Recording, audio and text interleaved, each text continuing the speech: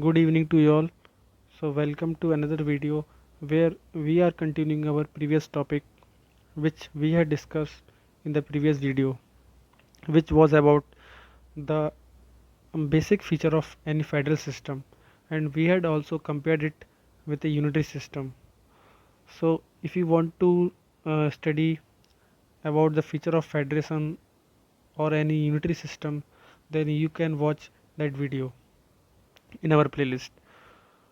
So, in this video, we will move ahead and we will start with some of the basic feature of India's federal system.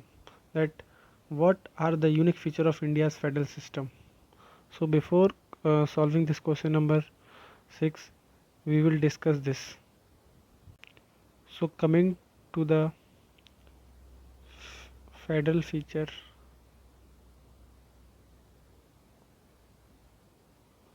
of India's political system. India's political system. So in the previous video, we had discussed the basic feature of any federation. So in the similar fashion, India have also some federal feature. Like first condition is that a federal system has a dual polity. Dual polity in the sense that there are two governments, one at the center, which we call as union government, and other at states at the provincial level or the regional level, which we call at state government. So there is always a dual polity. Second feature is that there is a division of power. So we had discussed this feature, but in this video we are discussing particularly with respect to Indian state. So in the case of division of power, there has been three lists devised in the Indian Constitution.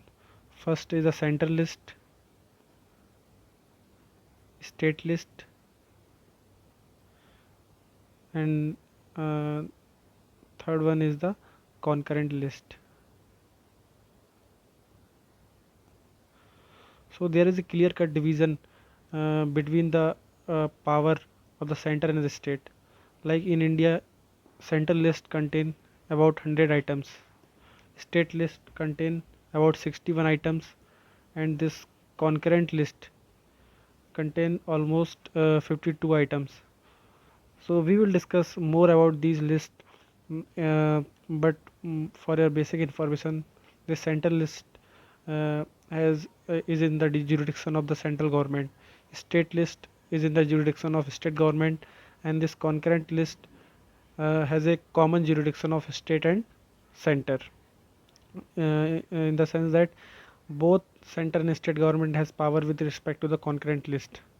And third list, in the last list, we call as residuary list or residuary power. So in the Indian state, these residuary power are given to center. So this is the second base of classification, second feature of India's federal system, and it is quite obvious that more important power, or we can say that matter of national importance are in the central list, and matter which are of regional importance or local importance, they are given in the state list. So in this sense, there is a clear cut division of power. uh, Third feature is that is with respect to the constitution.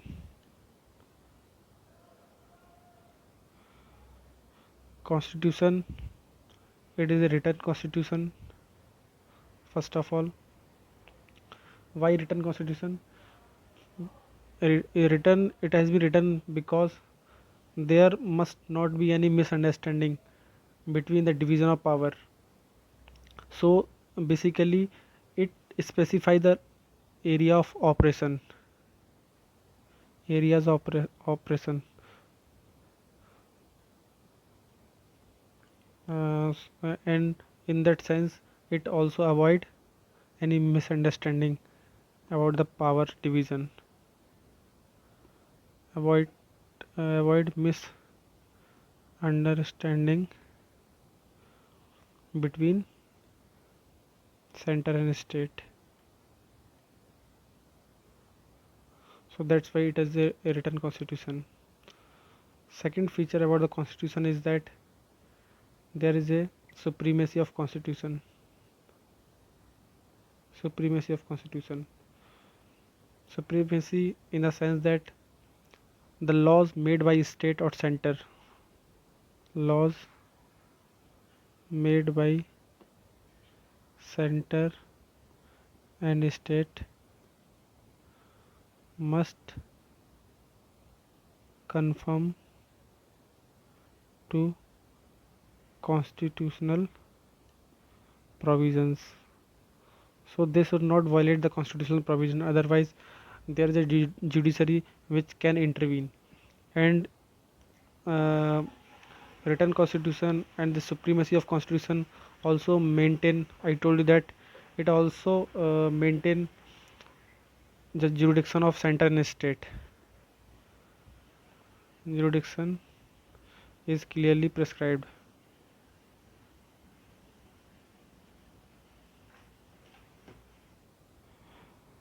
And third feature with respect to constitution is that it is rigid. Rigid in the sense that center alone cannot center alone cannot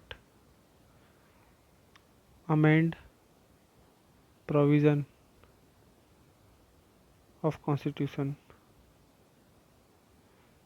especially with respect to federal feature. For example, suppose there is amendment with respect to the division of power. uh, in the Indian Constitution, this list which I told you earlier about this division of power, this is contained in the 7th schedule of Indian Constitution. So suppose any amendment is being prescribed or taken with respect to this 7th schedule, so we know that it is basically changing the federal structure. So in this case, any amendment, if it take place, then it is by the consent of the state also. The consent of the state is also taken. So parliament is involved, plus states are also involved in this amendment. So in that sense, our constitution is rigid. And the fourth feature about the Indian Federation is that it has an independent judiciary. Independent judiciary. So why independent judiciary is necessary? First of all, it protect the supremacy of constitution. Supremacy of constitution is maintained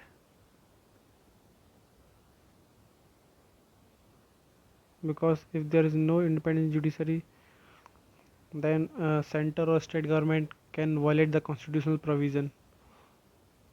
So supremacy of constitution is maintained.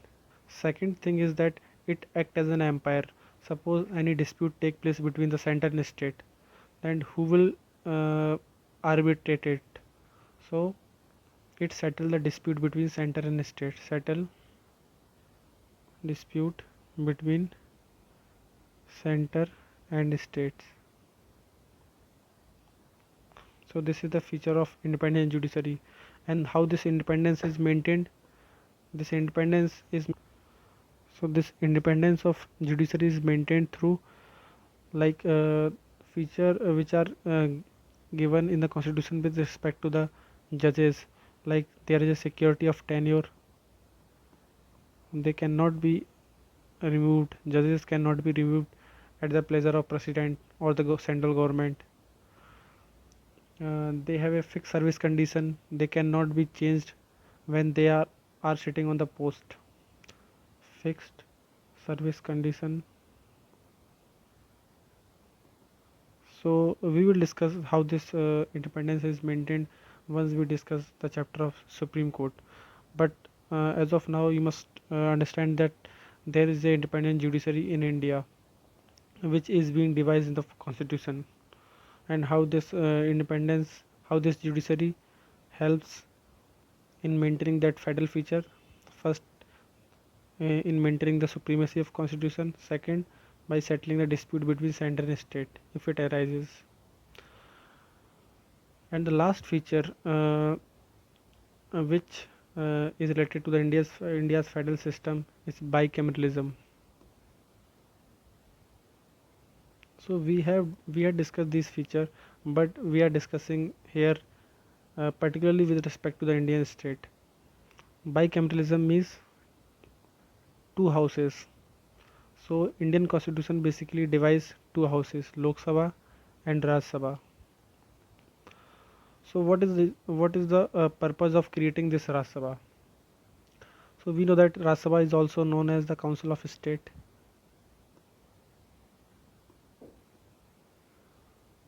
So suppose in the central legislature, that is parliament, who will be voice of the state?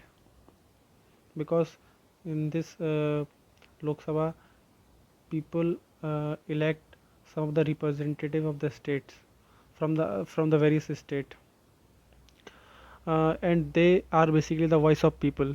But Raj Sabha is a house which is actually the voice of state. The purpose behind creating this Raj Sabha is that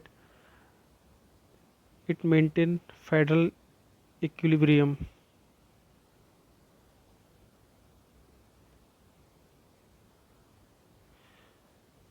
by protecting the interest of state, protecting interest of a state against any undue interference of center, interference of center. Like for example, president rule has to be imposed on any state, then we know that for its continuation, for the continuation of a president rule, the bill has to be passed through Rajya Sabha also. So in that case, Rajya Sabha can protest or raise the voice of that state on which the emergency or the president rule has been imposed. So in that sense, the Rajya Sabha has a very crucial role about the protecting the interest of state. So I told you the example, the emergency power, basically the president rule.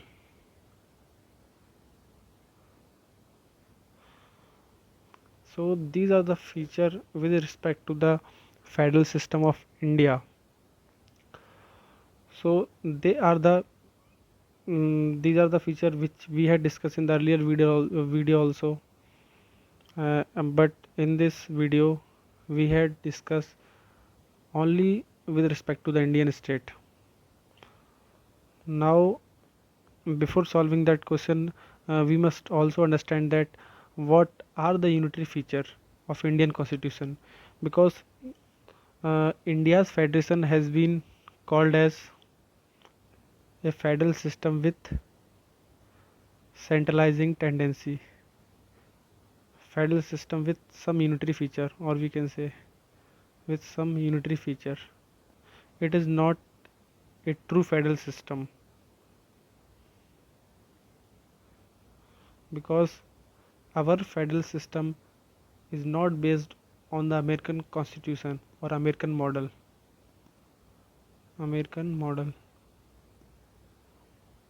which we call as a textbook example of this federal system. Rather, we have adopted the Canadian model.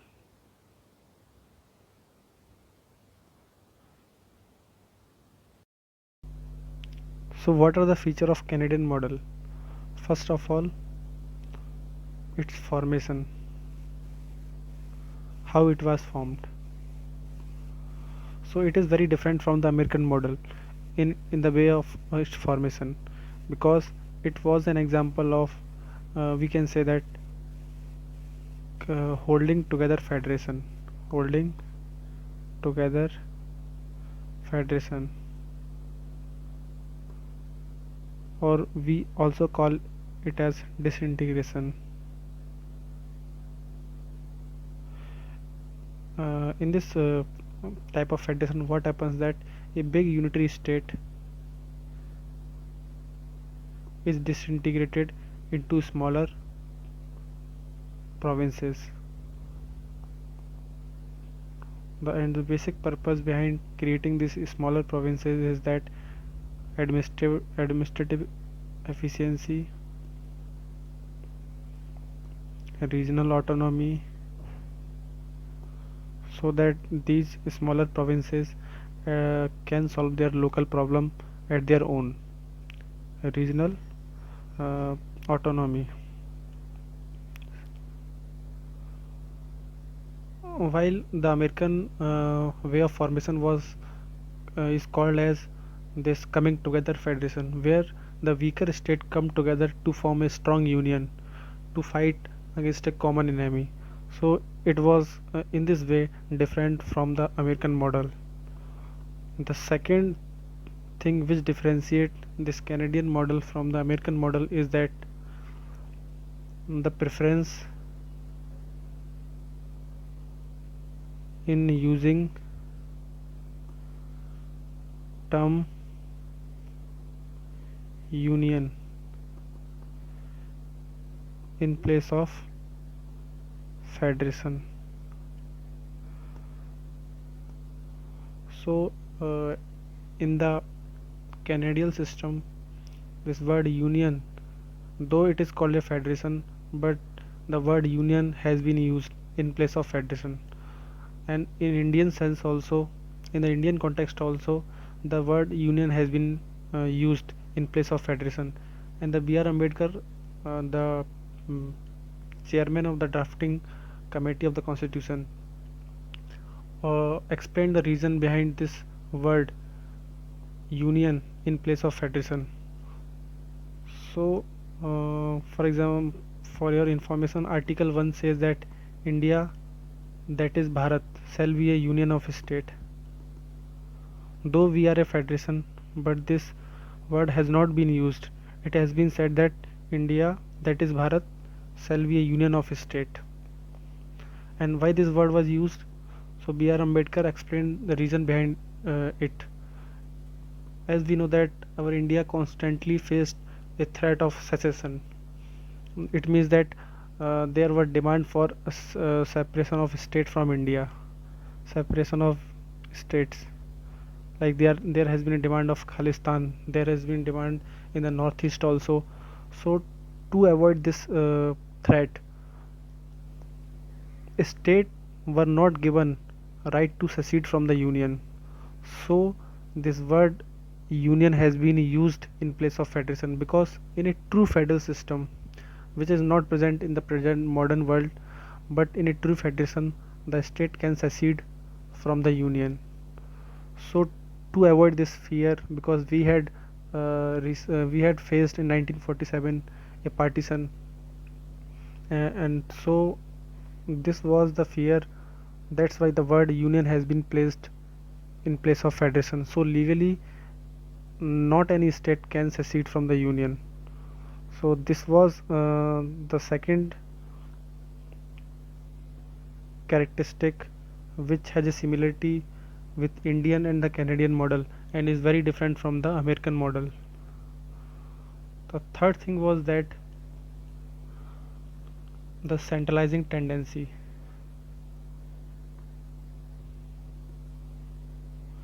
Centralizing tendency.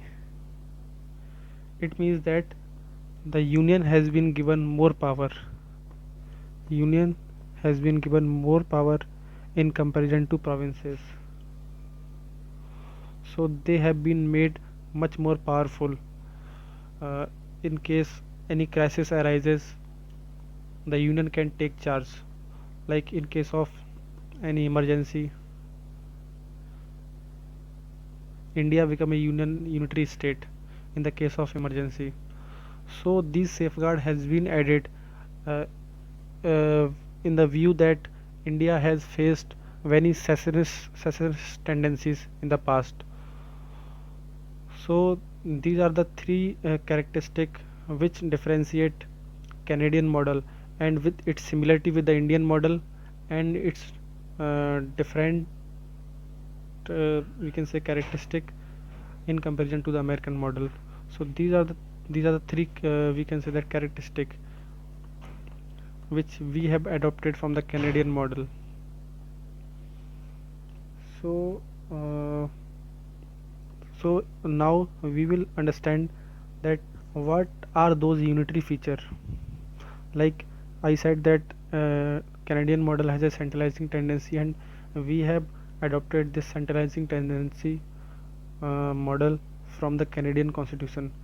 So what are the centralizing tendency with respect to the Indian constitution? So what are the unitary feature? Unitary feature,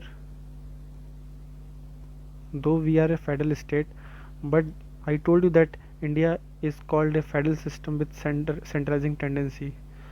It means that it has some unitary feature.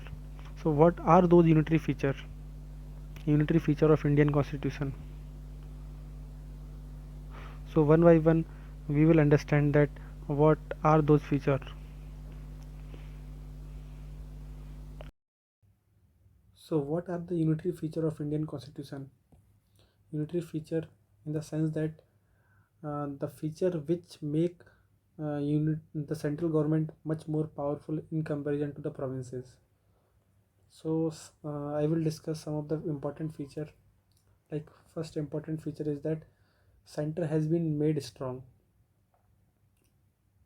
So we know that it is a unitary feature because it makes center strong. So how can we prove that center is made strong? So we know that India is a federation and there is a division of power, but how the power are divided, that also matter, because we know that there are three lists in the Indian constitution which talk about the division of power. There is a central list, there is a state list, there is a concurrent list, and one more is that which is residuary list, residuary power. So we know that in the central list there are around 100 subject, in the state list there are around 61 subject, and in the concurrent list there are 52 subject. So this clearly tells or depicts that much more items has been put into the central list. Not only the number of items are more, but more important subject are included in this center list, and the subject which are not much important, or we can say that they are of less importance, they are put in the state list, and the number of item are also less, almost half. And coming to the this residuary power, in a true federation these residuary power are with the provinces, but we know that we have adopted a Canadian model which is based on the centralizing tendency. So this residuary power has been given to the central government center. So this clearly says that this is a unitary feature which is making strong center. So what are other feature which says that India is a unitary state? The second feature is that state are not indestructible. State not indestructible.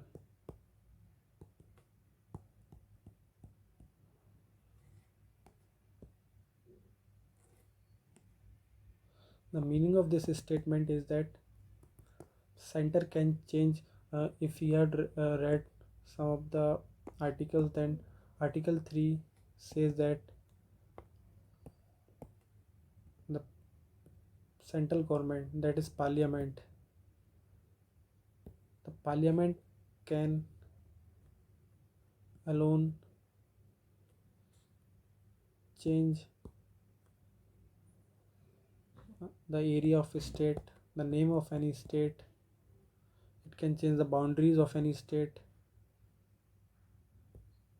So if you have read Article 3, that Parliament has been given the exclusive power to change the name, area, boundaries of any state, to form any state by merging the part of two states. So in that sense, state are not given the territorial integrity, means that their boundary can be changed by the center. But in a true federation, this is not possible. Like in the case of USA, the federal government, that is the central government, cannot change the boundary of any state without the consent of state government or the provincial government. So here this power is not given. So we also call India as a indestructible. We know that the union is also indestructible, indestructible union with indestructible state. Neither state, area, name, boundary can be changed, but this union cannot be changed. So this also clearly says that this is also a centralizing tendency in the Indian federal system. Third thing is about the constitution. In a true federal system,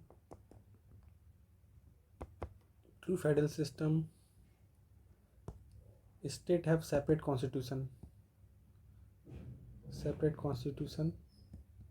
for a state. But in the case of India, we know that there is a single constitution which contains the constitution of the union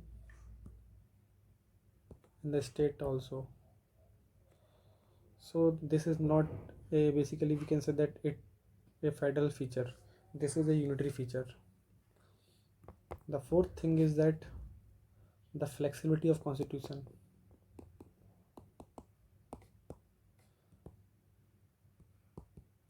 Flexibility in the sense that the parliament has been given exclusive power. Parliament given exclusive power to amend any part of the constitution. So state have no say to amend any part of the constitution except one case. That one case, which if you ever read polity, then in the formation of formation or abolition of state legislative council. So only in this case state government can pass a resolution to form a state legislative council. Like we know that only 6 states in India are having bicameral system, that is 2 houses. So if any state want to make another house which has only single house, then state can pass a resolution which is then passed by the parliament. So in that case also parliament has ultimate authority. They can accept or reject that proposal. So in only one case the state government can initiate an amendment to the constitution. uh, Otherwise the parliament has been given exclusive power to amend any part of the constitution. So in that sense, if it has been a true federal system, then the state must have also a say, or we can say that an adequate say in amending the part of constitution. So this clearly says that India is a not a true federal state. The fifth feature, we can say that citizenship.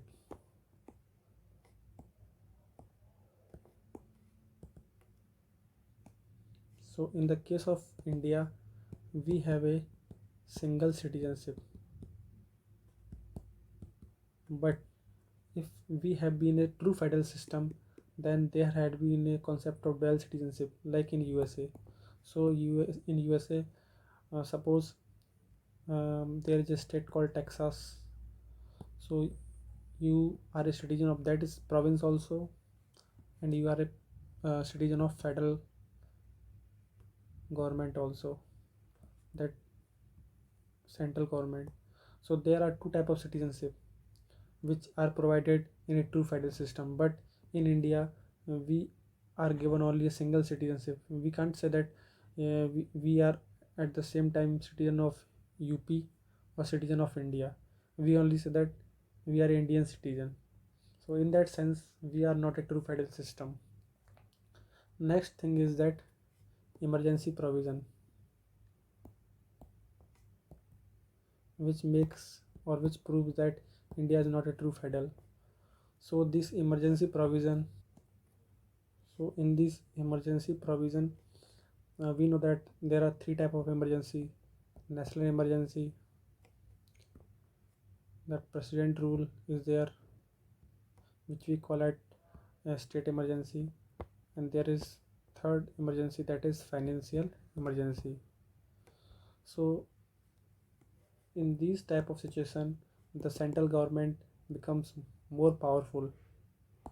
Central government is very much powerful in dealing with the situation.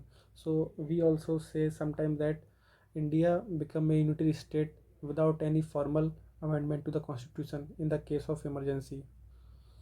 So in that case also center has been made much more powerful. Seventh feature is that equality of state representation.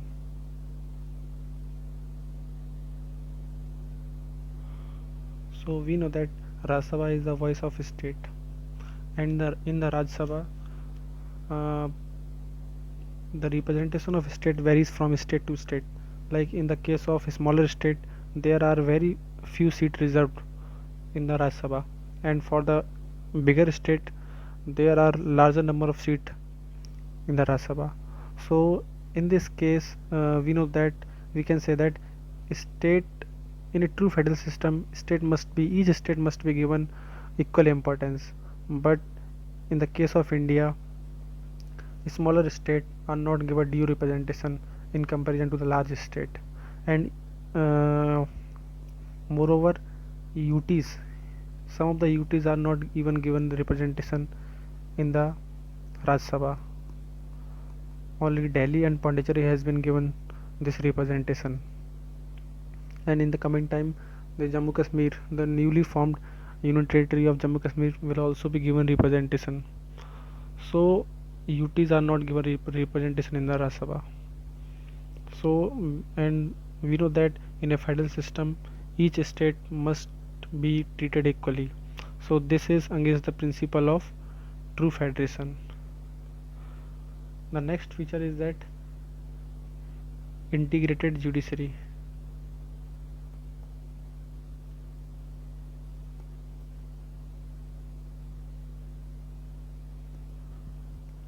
So this integrated judiciary is in the sense that it has a pyramidal structure: Supreme Court at the top, then High Courts, then we can say that the district courts, or we can say that sub courts at the lowest level. So this is a pyramidal structure, and the lower court is under the superintendence or monitoring of the higher court.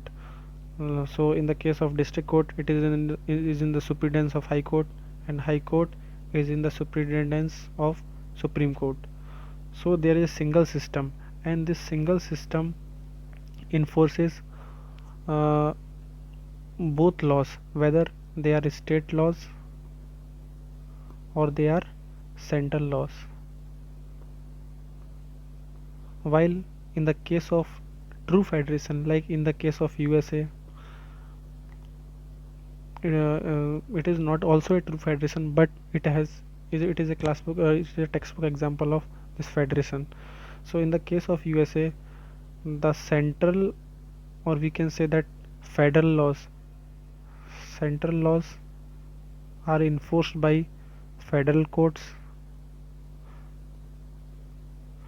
and the state laws are enforced by state court, or we can say that provinces courts. So there is no such system in India. So we have an integrated judiciary. So this is also against the principle of federation. The other feature which uh, is a unitary feature in the Indian federation system is that integrated election machinery.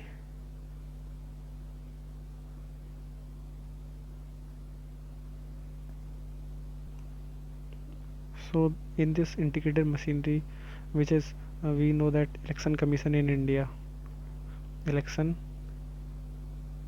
commission, which is under article 324. So we have a single machinery for the state and the central and state election. And in the appointment of these election commissioner and chief election commissioner, the state has not any say in their removal uh, and appointment as well. So in that sense, the state has a full the central has a full control over their appointment and removal.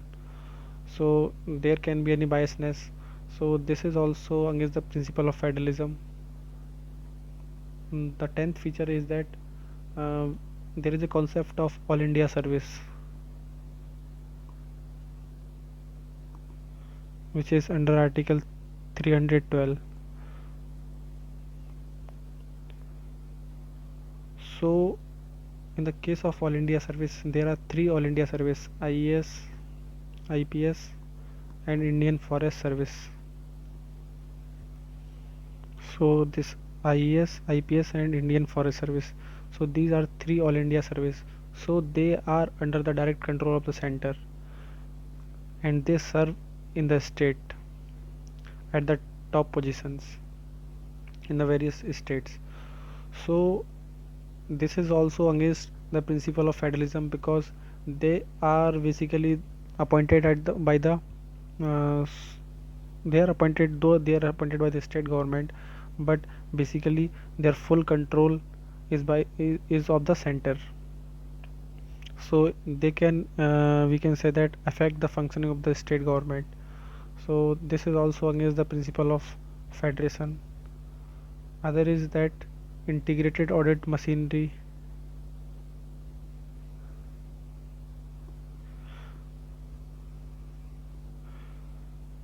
So we know that in India there is a post of Comptroller and Auditor General under Article 148.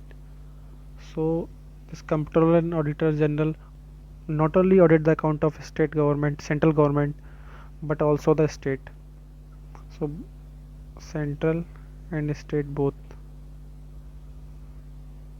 audit, and their appointment and their removal are with the center. So state does not have any say in their appointment or removal. So this is also against the principle of federalism. Other feature is that the appointment of governor.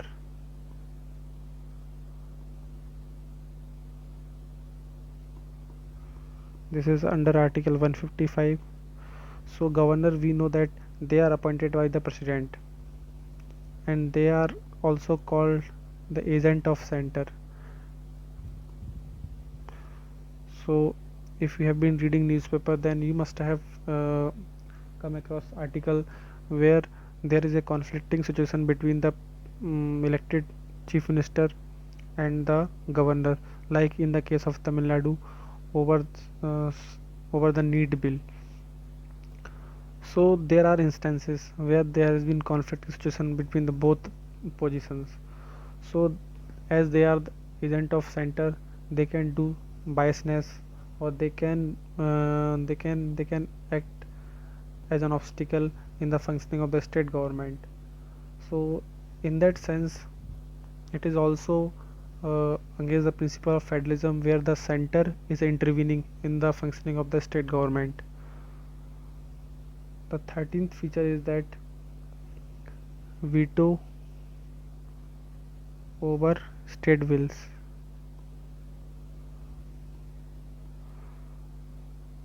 So we know that when a bill is passed by the state legislature, it goes to the governor for the assent.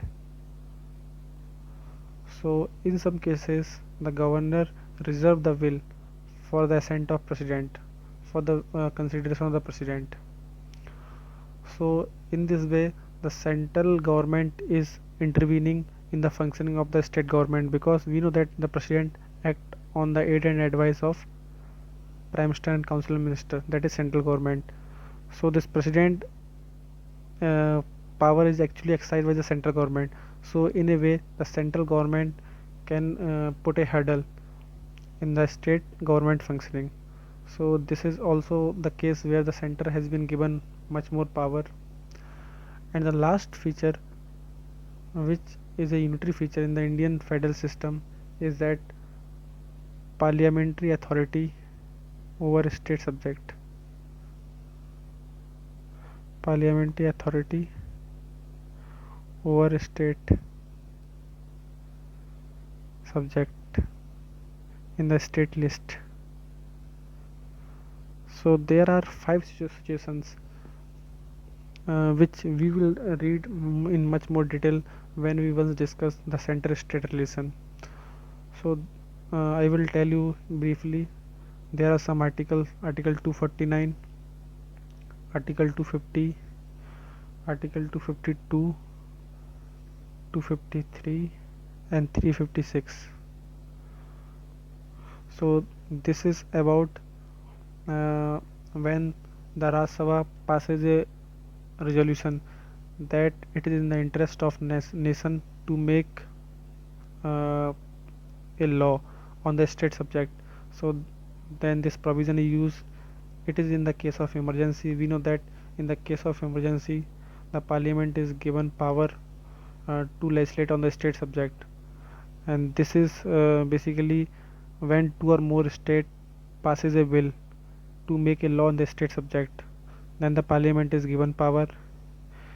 It this article is about to enforce any international treaty. So to enforce any international treaty, the central government can make over a subject in the state list. And this is about the president rule, which we will study. In the president rule also the parliament is given power to legislate on the state subject.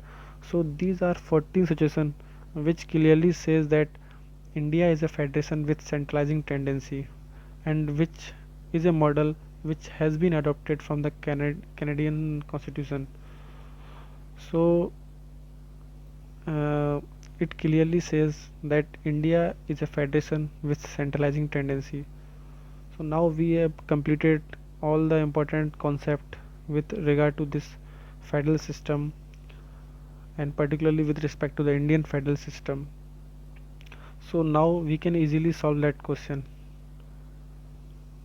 So what was that question? So the question says that which unitary element are found in India's federal system? Written constitution. So is it only a unitary element? Because the written constitution is also found in federal system also. Rigid constitution. This is also found in both unitary and federal system. Supremacy of constitution is also found in both we can say that federal and the unitary system. So we have studied in the previous video about these systems. All these three features are found in both systems, so they are not a unitary feature. Appointment of governor. Yes, appointment of governor, we have recently studied that governor act as an agent of center, so it actually intervene in the functioning of the state government. So this is a unitary feature, because in a true federation the governor um, basically is not appointed by the president or the central government. They are elected by the people of that state. So this is a feature of unitary, we can say that nature. Decentralization of power. Decentralization of power basically favors the federalism. So this is not a unitary element, because decentralization basically says that power is given to the provinces. President approval to the bill, state bill. So we have studied it recently that president approval, where the governor reserve some bill for the consideration of president. State bill for the consideration of the president. So president basically works on the advice of central government. So in that sense, the central government is intervening. So this is also a unitary element. So fourth, uh, fourth and sixth are there. So where are the fourth and sixth? Fourth is there, sixth is there. So if you have a confusion about these two statements, then you can easily go with D statement, because of one Supreme Court. So we know that in a unitary system there is one Supreme Court. Mm, but in the Indian context, we know that we have an integrated judiciary. Though there is one Supreme Court, and in the case of American Constitution, which is a federal, there is one Supreme Court. So we cannot say that it is a unitary feature.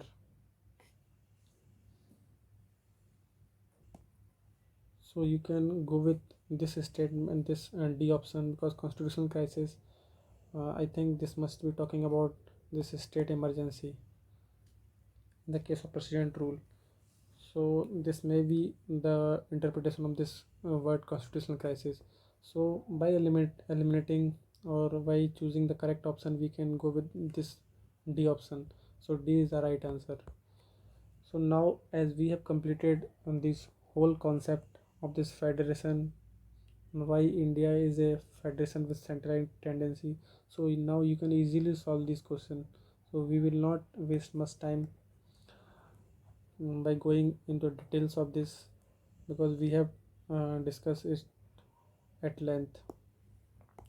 Now coming to the next question, seventh, which one of the which one of the following in Indian polity is an essential feature that India that it is federal in character?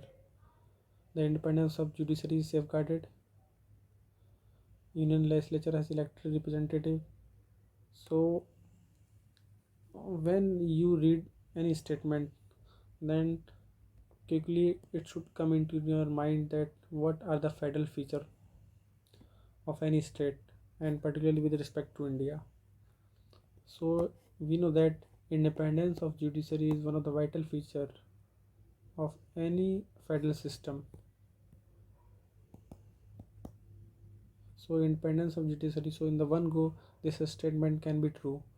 But we will also check some other statement. Union legislature is elected representative from constituent state. So this is not a federal feature. Union cabinet has elected representative from regional party. So all these statements are senseless. If you know what are the feature of federal government: independent judiciary, bicameralism, dual government, division of power, and last is about constitution, which is written, it is rigid, and there is a supremacy of constitution. So uh, by knowing the basic meaning of federation, or what are the feature of federation, you can easily solve this question. Now coming to the next question. So here the answer is A, that is independence of judiciary, which is one of the vital element of any federal system. Which one of the following characteristic is not true for unitary form of government? So which one of the following characteristic is not true for unitary form of government? So this is talking about the unitary form government. So swift decision, not a characteristic. It is a characteristic, because state are not consulted, then the union government can take decision easily. Flexible, ideal for large country. Uniformity of law. So uniformity of law is there if there is a unitary form of government. This is ideal for large countries. So we can't say that it is ideal for large countries, because like in the case of America, US, that is India, there is a lot of diversity. So for providing the regional autonomy, or we can say that we why to fulfill their regional aspiration, the power is delegated to regional government or the provincial government, which can take care of the regional aspiration, because one size fit one size fit approach does not work in a very big country. So the central government cannot decide by sitting at one place in the remotest corner of Indian state that what the people of that region want. So basically, this is not true for a unitary form of government. So here the answer should be C. So it is not ideal for a large government. Coming to next question, which one of the following is not a feature of good governance? So there are some feature of good governance. Accountability is there, transparency is there, rule of law is there. Red tapeism is basically a problem with every government, or we can say that every democratic government. Red tapeism basically, if we go the literal meaning of red tapeism, then red tapeism refer to excessive regulation which hinders or prevent action or decision making. Thus, it is not a feature of good governance. So we can say that this process of, or this feature of excessive regulation which hinder the decision making is basically called red tapeism. So this is not a feature of good governance.